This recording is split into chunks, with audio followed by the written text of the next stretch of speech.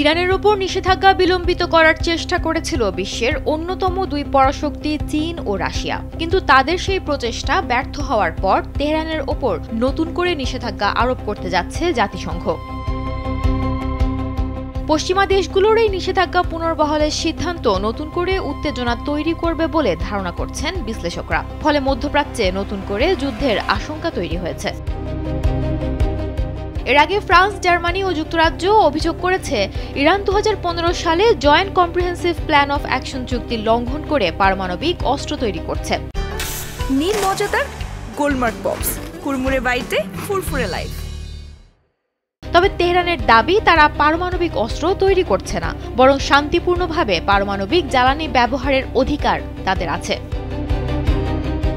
এ বিষয়ে ইরানের পররাষ্ট্রমন্ত্রী আব্বাস আরাকচি স্পষ্ট করে বলেছেন, নিষেধাজ্ঞা পুনর্বহাল পুরোপুরি অবৈধ এবং রাজনৈতিক প্রতিহিংসার বহিঃপ্রকাশ।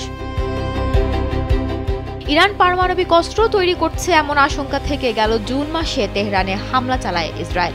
12 দিনের ওই সংঘাতে ইরানে 627 জন নিহত এবং 4000-এর বেশি মানুষ আহত হন। পাশাপাশি ক্ষতিগ্রস্ত হয় দেশটির আকাশ প্রতিরক্ষা ব্যবস্থা, পারমাণবিক ও ব্যালিস্টিক মিসাইল সক্ষমতা।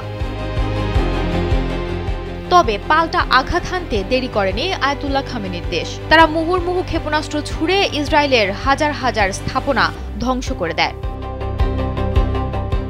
এক পর্যায়ে এ যুদ্ধে জড়িয়ে পড়ে মার্কিন যুক্তরাষ্ট্র। তারা ইরানের একাধিক পারমাণবিক স্থাপনায় হামলা চালায়। এরপর ইরান কাতারে অবস্থিত মার্কিন ঘাঁটি লক্ষ্য করে হামলা চালানোর পর যুদ্ধবিরতিতে বাধ্য হয় যুক্তরাষ্ট্র ও ইসরায়েল।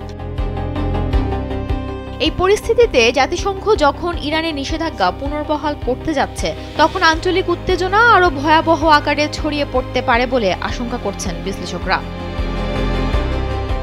কারণ ইসরায়েল ও মার্কিন হামলার শিকার ইরান কোনোভাবেই পারমাণবিক ইস্যুতে ছাড় দিতে রাজি নয়। তারা যে কোনো মূল্যে পারমাণবিক কার্যক্রম চালিয়ে যাওয়ার ঘোষণা দিয়েছে।